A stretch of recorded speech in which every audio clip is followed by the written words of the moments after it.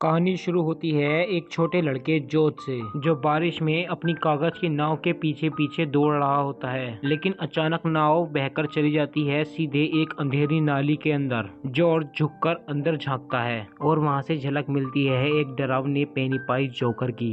Hiya, Georgie. What a nice boat.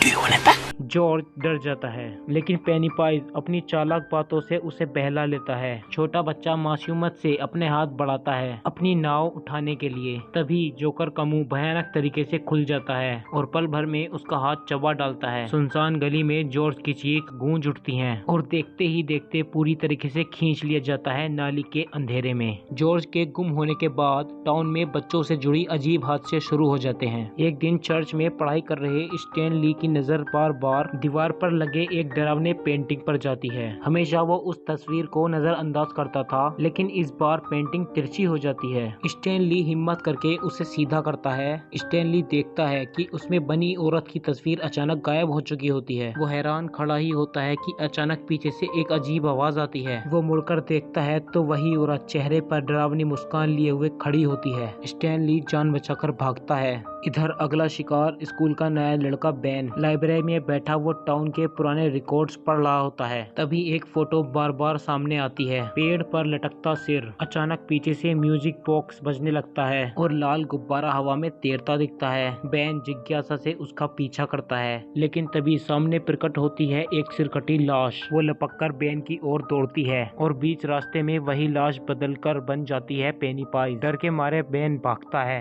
और तभी library का गार्ड देखता है कि सब कुछ गायब हो जाता है। लेकिन लाइब्रेरी से निकलते ही उस पर असली गुंडों का हमला होता है। हेनरी बोरवस और उसके गैंग की बेरहमी झेलते हुए बेन किसी तरह भाग निकलता है। भागते भागते वो नदी के किनारे स्टैनली और बाकी दोस्तों से टकरा जाता है। चोटों से भरे बेन को देखकर बिल, जो जॉर्ज का बड़ा भाई है, फिलहाल भाई की तलाश छोड़कर उसे दवा दिलाने का फैसला करता है। लेकिन फार्मेसी में उनके पास पैसे कम पड़ जाते हैं। तभी मिलती है क्लास की लड़की बेवरली। चालाकी से वो फार्मासिस्ट को डिस्ट्रैक्ट कर बिल और दोस्तों को दवा लेने का मौका दे देती है। इस मदद के बाद बेन सबको अपने घर बुलाता है। उसके कमरे में दीवार पर टंगे हैं ढेरों टाउन की हिस्ट्री से जुड़े डॉक्यूमेंट्स और फोटोज। फिर बेन बताता है कि उसने डेरी शहर के बारे में कुछ खौफनाक बातें ढूंढी हैं। धीरे धीरे बेन की रिसर्च से सबको पता चलता है कि यह टाउन हर 27 साल में बच्चों की रहस्यमय गुमशुदगी का शिकार होता है और सारी कड़ियां जुड़ती हैं एक डरावनी जगह से जिसे लोग कहते हैं वेल हाउस। बिल को शक है कि उसका भाई जॉर्ज शायद वहीं कैद है, लेकिन जब वो बेन से पूछता है तो बेन बताता है कि अभी तक उसने उसका सही लोकेशन ढूंढा नहीं। यह सुनकर सबको लगता है कि बेन बस मनगढ़ंत बातें कर रहा है। यहाँ तक बिल भी थोड़ा डगमगा जाता है। मगर जैसे ही वे सब बेन के घर से निकलते हैं, अलग अलग अजीब घटनाएं शुरू हो जाती हैं। सबसे पहले एडी, जिसे अस्थमा है, टाउन के हॉन्टेड हाउस के पास से गुजरते हुए अचानक बीमार पड़ जाता है। जब वो इनहेलर निकाल रहा होता है तभी घर का दरवाजा अपने आप खुल जाता है। वेहार्ट और यू लुकिंग के डर से हाथ कांपते हैं और सारी दवाइयां जमीन पर गिर जाती हैं। जैसे ही एडी उन्हें उठाने झुकता है, सामने से निकलती है एक सूखी सड़ी हुई हाथ वाली लाश। एडी पहली बार इतना डरावना क्रिएचर देखता है। उसके पैर सुन्न हो जाते हैं। वो भागने की कोशिश करता है और तभी सामने प्रकट होता है पेनीपाइज, हाथ में दर्जनों लाल गुब्बारे लिए। मीठी मगर खतरनाक आवाज में उसे घर के अंदर बुलाता हुआ,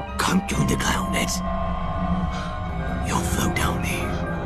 We'll float down here. Yes, we do.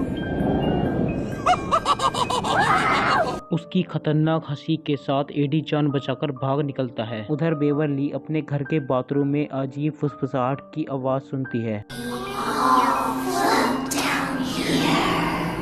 Drainage pipe से वह हिम्मत करके अंदर मेजरिंग टेप डालकर देखने लगती है, लेकिन जब उसे बाहर खींचती है तो टेप पर चिपकी होती है खून से लथपथ बालों की लट। अगले ही पल नाली से झरने की तरह बाल निकलते हैं और उसे पूरी तरह जकड़ लेते हैं। फिर फूट पड़ता है खून का फव्वारा। पूरा बाथरूम लाल हो जाता है। बेवरली चीखते हुए अपने पिता को बुलाती है, लेकिन शौक तब लगता है जब उसके पिता को खून बिल्कुल भी नहीं दिखाई दे रहा। इसी रात बिल भी अपने भाई जॉर्ज के कमरे से अजीब हलचल महसूस करता है। लाइट अपने आप जल उठती है। बिल को यकीन होता है कि जॉर्ज लौट आया है, लेकिन कमरा खाली मिलता है। उसे हॉल में किसी के चलने की आहट सुनाई देती है। बिल दौड़कर देखता है जॉर्ज की परछाई। वो पीछे पीछे बेसमेंट तक पहुंच जाता है, जहां सचमुच उसका खोया हुआ भाई खड़ा होता है। वह भावुक हो जाता है।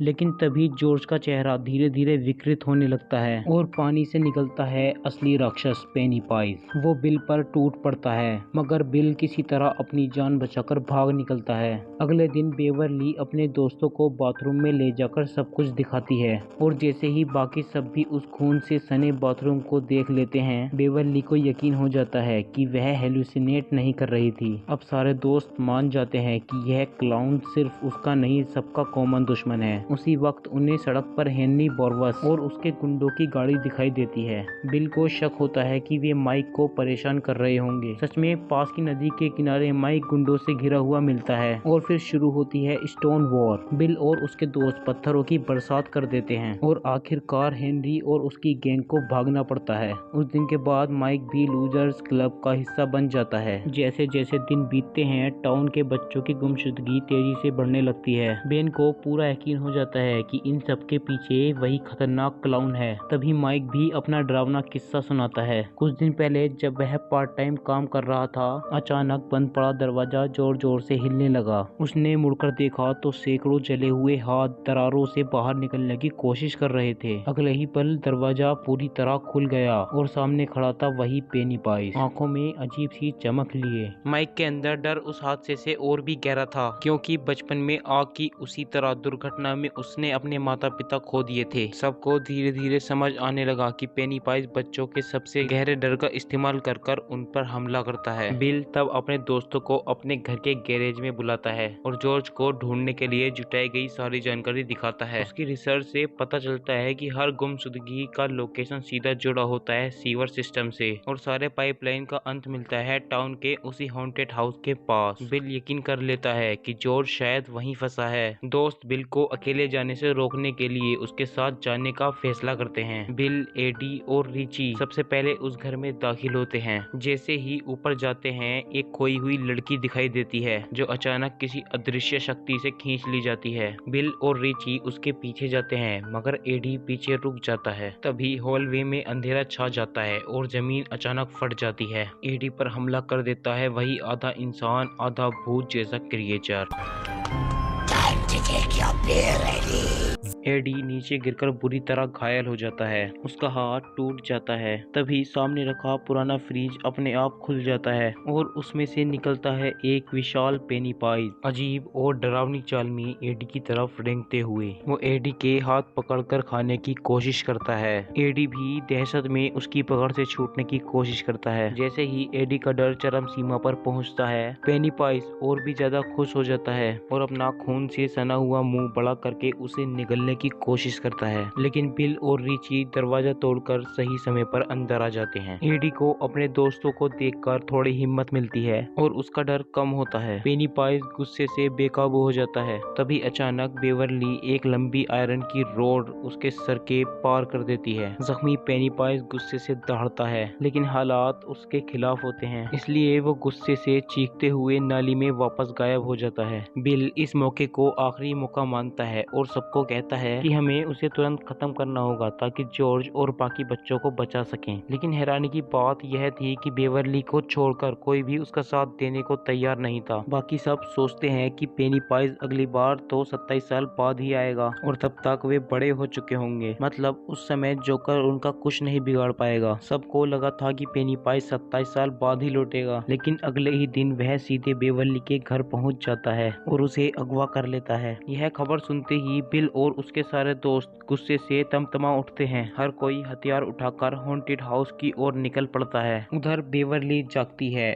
और देखती है कि वह ढेर सारे बच्चों के खिलौनों के बीच पड़ी है। यह सब वही खोए हुए बच्चों की यादें थी। वह सिर उठाकर देखती है तो सामने हवा में तैरते हुए अनगिनत लाश, और तभी अंधेरे से बाहर आता है पेनीपाइज। अपना डरावना अजीब सा डांस करता हुआ वो बेवरली को डराने की कोशिश करता है। है। लेकिन हैरानी की बात यह है कि उसके अंदर से जरा भी डर की गंध महसूस नहीं होती। गुस्से में पेनीपाइज फिर से उसे बेहोश कर देता है। तभी बिल और उसके दोस्त उसे ढूंढ लेते हैं। सब मिलकर बेवर्ली को नीचे खींचते हैं, लेकिन वो बेहोश रहती है। तभी बेन, जो चुपचाप उससे प्यार करता है, उसके होठों को चूमता है और उसी पल बेवर्ली होश में आ जाती है। सब खुशी से झूम उठते हैं, लेकिन बिल की नजर अचानक अपने भाई जॉर्ज पर पड़ती है। एक हाथ गायब, मासूम चेहरा लिए बिल का दिल टूट जाता है, लेकिन हकीकत जानते हुए वह आंखों में आंसू लिए पिस्तौल निकालता है और ट्रिगर दबा देता है। उसी पल जॉर्ज का चेहरा मरोड़ खाकर बदल जाता है और सामने आ जाता है असली पेनीपाइज। अब शुरू होती है उनकी असली लड़ाई। पेनीपाइज पूरे जोर से हमला करता है और बच्चों को चीर फाड़ने की कोशिश करता है, लेकिन लूजर्स क्लब पीछे हटने से इनकार कर देता है। बिल तक उसके हाथ में आ जाता है